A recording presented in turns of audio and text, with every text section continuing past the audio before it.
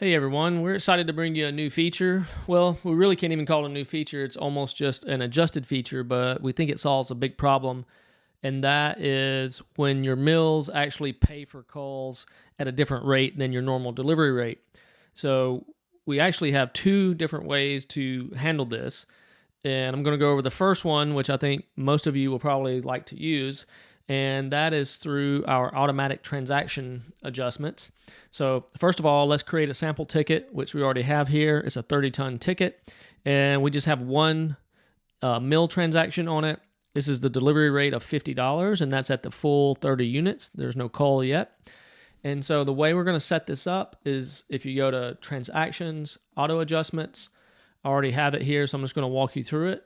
So first of all, we're going to target the specific mill, and you're going to need to set one of these up for each mill that you want to do this. I know there's only certain mills that are paying for these calls, so you just need to set that up. You can use the copy feature to copy these, so you can just copy and edit, make small changes.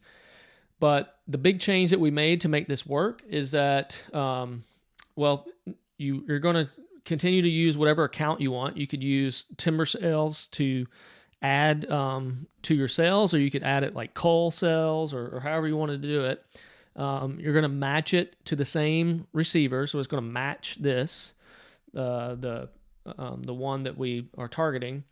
And then this is where the big change is that normally when we had the per unit field, you could only match it to like miles or net tons, but now you can match it to the ticket call tons.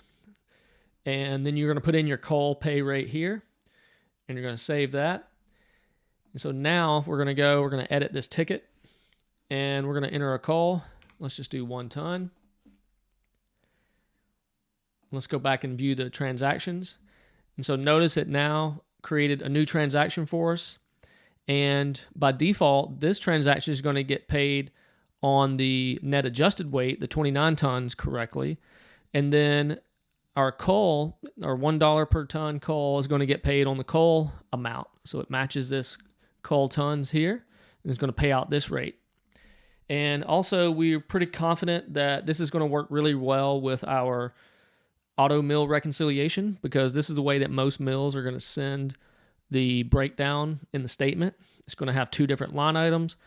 You may have to do a little bit of manipulation just to make sure that you can target the specific units and the specific rate so that we can match those. If you got any questions, let us know about that. But we're really happy about this process, and that should work really well for a lot of people.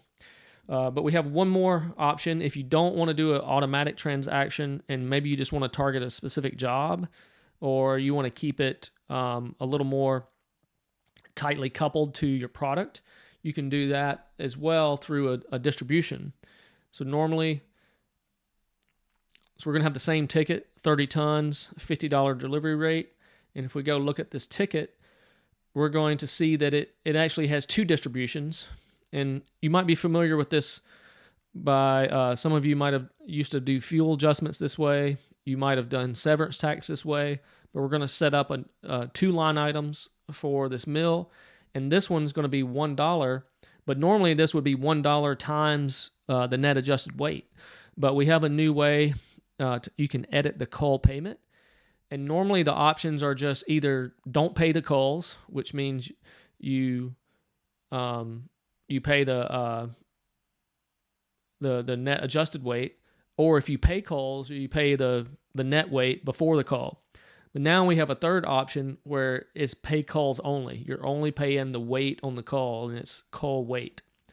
So you do that option, and then that's already saved. So I'm going to go back and enter a call for this ticket. It's $1 as well. And if we go back and look, it's now generated exactly the same as the automatic transaction.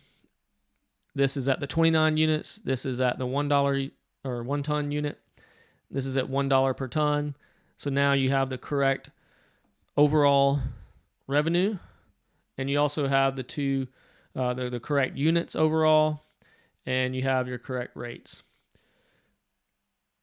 Please try this out and let us know if you have any feedback.